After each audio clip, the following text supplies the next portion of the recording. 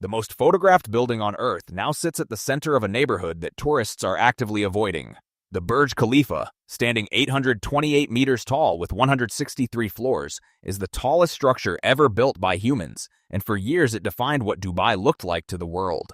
It was not just a place you visited, it was a place you had to experience if you ever came here. But on February 28, 2026, that symbol was evacuated.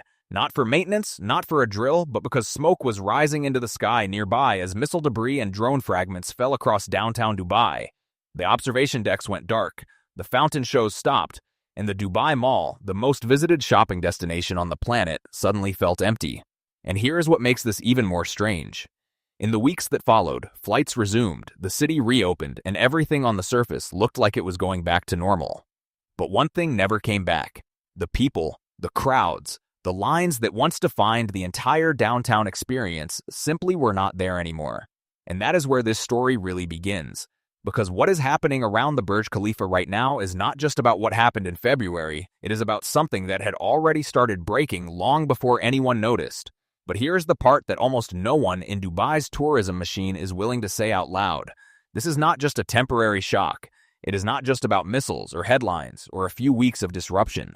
Because if you look closely, what is happening right now is actually the result of two separate problems colliding at the exact same time.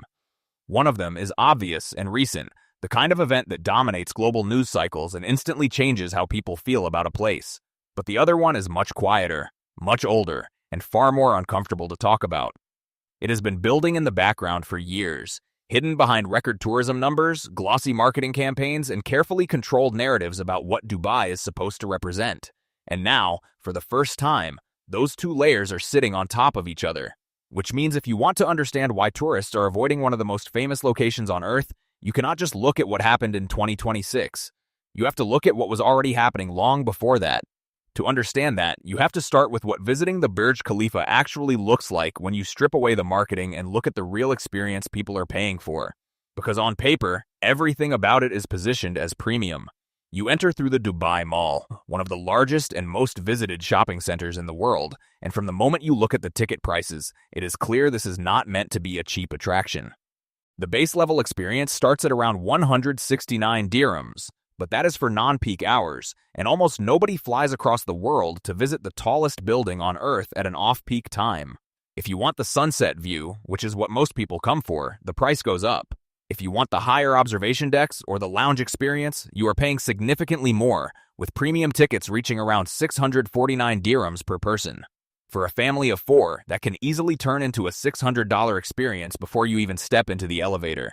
And that is where the expectations are set. Because when people pay that kind of money, especially after traveling thousands of miles, they are not just buying a view. They are buying the idea of a world-class, seamless, unforgettable experience. But what thousands of reviews show is something very different. Long lines at every stage, overcrowded spaces, limited seating even in premium areas, and a level of crowd management that many visitors describe as chaotic. Some report waiting 1 to 3 hours just to reach the observation deck, even with timed tickets. Others describe paying for sunset views and arriving after dark because of delays in the system. And this is not a one-off complaint. It is a pattern that shows up again and again across platforms like TripAdvisor and Trustpilot, where visitors describe the experience as frustrating, overpriced, and not worth the time or money. So even before anything happened in February 2026, there was already a gap between what the Burj Khalifa promises and what it actually delivers. And that gap becomes even more obvious when you look at the physical limitations behind the experience itself. Because the Burj Khalifa was never designed to handle the kind of volume it attracts today. At the core of the entire observation experience is a system that relies on just 3 elevators, each carrying roughly 12 to 15 people at a time, moving up to the main decks in about 60 seconds. On paper, that sounds efficient. In reality, it creates a bottleneck that is almost impossible to scale. At peak hours, you have thousands of visitors all arriving within overlapping time slots, all expecting to reach the top within a reasonable window. But the system can only process around 40 to 45 people per minute under ideal conditions, and peak conditions are never ideal. Delays stack up, queues stretch, and what was supposed to be a premium experience turns into a waiting game that can last for hours. This is why so many visitors describe the same sequence: You arrive excited, you enter the queue, you wait far longer than expected, and by the time you finally reach the top, the moment you paid for has already passed. The sunset is gone, the lighting has changed, and the experience no longer matches what you imagined when you bought the ticket. And here is the key point. None of this is new. This was already happening in 2023, in 2024, and throughout 2025. The complaints were already there. The structural limitations were already known, and the experience gap was already visible to anyone paying attention. But as long as the crowds kept coming, as long as the numbers kept growing, it was easy to ignore. Until something happened that changed how people evaluated the entire experience. That moment came on February 28, 2026. Because suddenly, the experience was no longer just about long lines or overpriced tickets. It was about something much bigger, something that directly affected how safe the entire area felt. On that day, the Burj Khalifa was evacuated as a precaution after smoke was seen rising nearby, linked to falling debris from intercepted drones and missiles. The tower itself was not hit, and there was no structural damage, but that distinction matters far less than people think, because tourism is not driven by facts alone. It is driven by perception, and the perception, globally, changed almost instantly. Images of smoke in the sky near the world's tallest building spread across news outlets, social media feeds, and private group chats within minutes. For many people watching from outside the region, there was no nuance. They did not see debris from interception. They saw danger near one of the most recognizable landmarks on Earth. At the same time, the surrounding area began to reflect that shift in sentiment. Attractions closed temporarily, foot traffic dropped sharply, and more than 80,000 short-term bookings across Dubai were canceled in the first week alone. The Dubai Mall, which normally processes massive daily crowds, saw a visible decline as both tourists left and residents chose to stay home. And then, just days later, another incident was reported within a few kilometers of the Burj Khalifa, reinforcing the same narrative.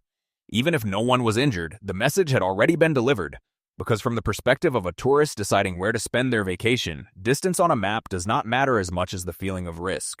And that is where the second layer of this story starts to collide with the first. Because here is the part that changes how you see everything you have heard so far. What happened in February did not create the problem around the Burj Khalifa. It exposed it. Because long before any missile debris fell out of the sky, there was already a growing disconnect between what the experience was supposed to be and what people were actually getting.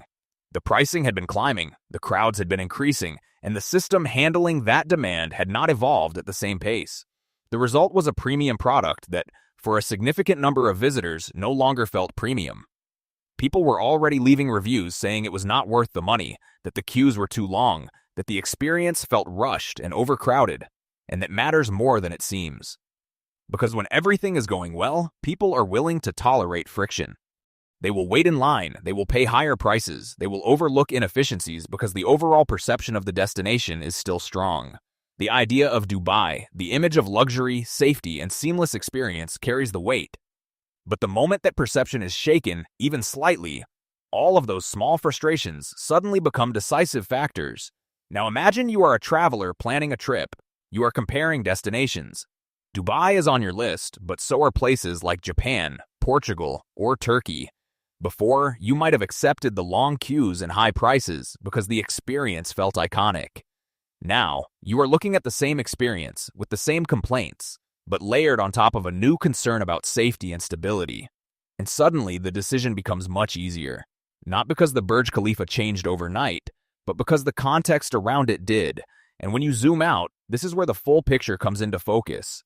Because what is happening around the Burj Khalifa right now is not just about one building or even one neighborhood. It is about how an entire system responds when both perception and reality start to shift at the same time. On one side, you have a destination that built its global reputation on being flawless, safe, efficient, luxurious, and perfectly managed, a place where everything works exactly the way it is supposed to. On the other side, you now have visible cracks. Not catastrophic failures, but small, persistent gaps that people were already noticing. Overcrowding, long wait times, experiences that do not fully match their price. Individually, those issues were manageable, but combined with a sudden change in how safe the destination feels, they become something else entirely. They become reasons to hesitate. And hesitation is enough, because in global tourism, people do not need a strong reason to avoid a place. They just need a slightly better option somewhere else. That is how demand shifts. Not dramatically, but quietly, one decision at a time.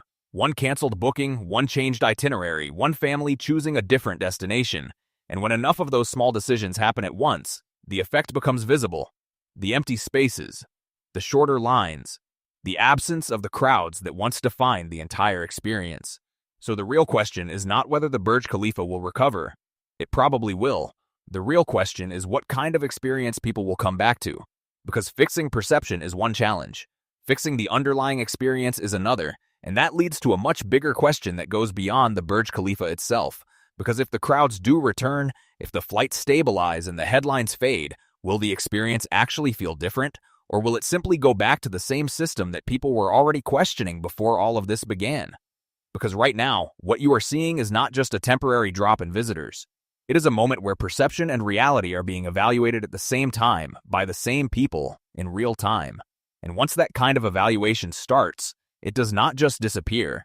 Dubai has proven before that it can recover from shocks. The infrastructure is still there, the global appeal is still there, and the Burj Khalifa is still the tallest building on Earth. That has not changed, but what may have changed is how people think about the experience surrounding it.